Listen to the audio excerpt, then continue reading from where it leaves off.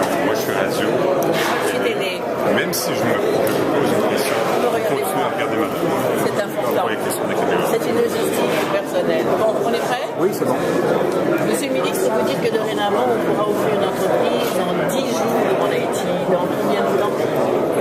Mais à la fin du mois, il y a un certain nombre de dispositifs que nous sommes en train de mettre en place. On est en train d'informatiser le système d'enregistrement des entreprises pour que ça puisse se faire en ligne. Mais il y a d'autres institutions qui interviennent dans la démarche de création d'une entreprise. Et là, nous avons un grand forum avec eux dans 2 semaines, justement pour regarder comment ça peut se faire plus vite. Mais par rapport au ministère du Commerce et de l'Industrie, on est capable de permettre à une entreprise de se créer dans l'industrie. C'est votre priorité en ce moment, justement, de faciliter cette ouverture pour faire venir plus d'entreprises? C'est la priorité absolue du gouvernement, c'est qu'on parle de créer des emplois décents et durables. Il n'y a pas d'autre façon de le faire que de favoriser l'éclosion d'un secteur privé vigoureux et dynamique. Et ça, si les entraves que nous avons connues dans le fonctionnement de l'administration publique haïtienne continuent, eh bien on voit bien que c'est un slogan qui ne pourra pas se transformer en réalité. Donc nous, c'est une priorité absolue du gouvernement et du président de la République. Quels sont les secteurs que vous voulez prioriser justement au niveau de ce développement économique que vous voulez développer rapidement? Mais les secteurs, je les ai indiqués là dans mon propos tout à l'heure, mais comme je vous dis, nous avons en tête de travailler à la mise en place de ce que nous appelons des zones économiques intégrées. C'est-à-dire c'est des écosystèmes qui permettront à des activités de pouvoir s'articuler ensemble et pour permettre le développement du marché intérieur en Haïti. Parce que l'un des problèmes que nous avons eu dans le temps, c'est qu'on a encouragé un investissement dans des activités pour l'exportation seulement. Et quand il y a eu des problèmes à l'extérieur, généralement, ces secteurs-là souffrent et tout le pays en pâtit. Donc là, nous pensons que la meilleure façon de soutenir une croissance vigoureuse, c'est à la fois d'encourager les exportations, il nous en faut, mais également de permettre un développement du secteur du marché intérieur qui soit bien articulé. Donc c'est pour ça qu'on met en avant les zones économiques intégrées, mais les filières qu'on va promouvoir, c'est surtout les filières fruits et légumes. Il y a un potentiel important. Il y a une étude qui a été faite en 2009 à l'initiative du gouvernement et cette étude a inventorié l'ensemble des possibilités d'investissement dans le pays et ce secteur est passé comme un des secteurs stratégiques pour une croissance rapide de l'économie nationale. Il y a le tourisme, on en parle beaucoup, il y a la construction, tout le monde sait qu'aujourd'hui c'est un secteur pour Haïti qui est stratégique et sur lequel on peut espérer des taux de croissance très forts. Dans le temps, pendant les périodes où l'économie haïtienne a stagné fortement, le secteur de la construction était le secteur quand même qui a permis de garder le cap de quelques emplois. Donc là, c'est un secteur, étant donné l'effondrement de tous les bâtiments publics, les écoles, les maisons, donc il y a un gros secteur-là, une grosse possibilité de croissance dans ce secteur. Il y a aussi l'énergie, qui est un secteur stratégique pour créer des emplois.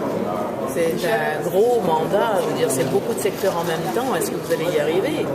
Mais si vous voulez, les secteurs ils sont l'un conditionne l'autre. Je ne peux pas faire de la croissance industrielle ou agro-industrielle sans les électricités. Donc pour faire le tourisme, j'ai besoin de production agricole parce que sinon, ce sera une activité extractive. On fera venir de l'argent pour financer les économies externes seulement. On sait qu'il va y avoir une partie qui va aller à l'extérieur, mais si aucune partie ne reste au pays, eh bien, il n'y a pas de possibilité de croissance durable.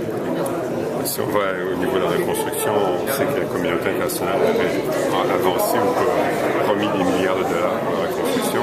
Les milliards se sont fait attendre, notamment pour les questions d'instabilité politique. Maintenant que théoriquement le gouvernement fonctionne, est-ce que les fonds commencent à débloquer? Pas pour l'instant, mais le gouvernement travaille. Il y a des rencontres qui se font au niveau du Premier ministre avec tous les bailleurs de fonds, tous ceux-là qui ont pris des engagements à New York. Et il est à espérer que ces fonds vont être débloqués nécessairement. Au niveau de la reconstruction, qu'est-ce que vous voulez privilégier? Les routes, les infrastructures, les bâtiments publics? Est-ce que vous avez un plan de reconstruction? Pour la reconstruction, je ne suis pas en mesure de vous donner les détails fins de cette question-là, mais ce que je peux vous dire, c'est qu'au niveau du gouvernement, les priorités, c'est d'abord les infrastructures qui favorisent la création d'entreprises, la création de richesses. Donc pour nous, l'électricité, les routes, c'est des préoccupations majeures au niveau du gouvernement. La construction du bâtiment public est importante, mais en même temps, on sait bien que si les gens ne sont pas en condition de travail, ils ne peuvent pas impulser la dynamique que nous voulons, mais en même temps, si c'est sur ça seulement qu'on met la priorité, on ne risque pas d'avoir la soutenabilité du processus que nous espérons. Donc c'est pour ça qu'on met la priorité sur les infrastructures de production d'abord. Ça fait quand même un certain temps qu'il y a eu ce masque de parlementaire. Vous qualifieriez la situation actuelle en Haïti comment? Est-ce que c'est toujours la catastrophe? Je veux dire, ça ressemble à quoi?